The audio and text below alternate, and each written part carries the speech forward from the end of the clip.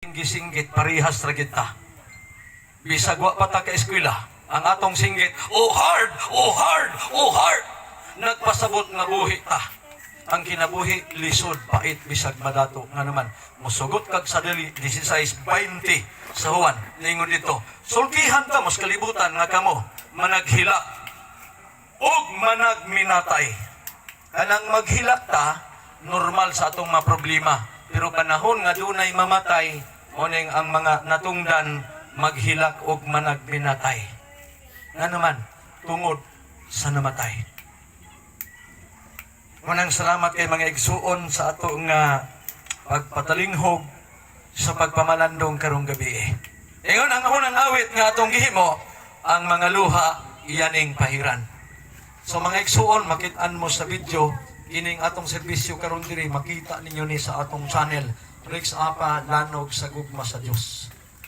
Nama tong giingon ganyan sa atong presider nga ang inyong igsoon gigasahan sa Ginoo sa pagbuhat og mga lawiton, sa paghatag og mensahe gikan sa Dios.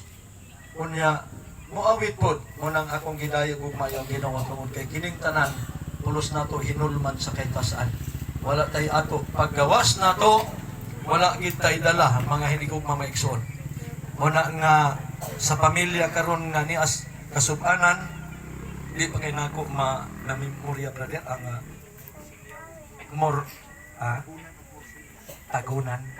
kagunan o morsilya. Morsilya, tama ba?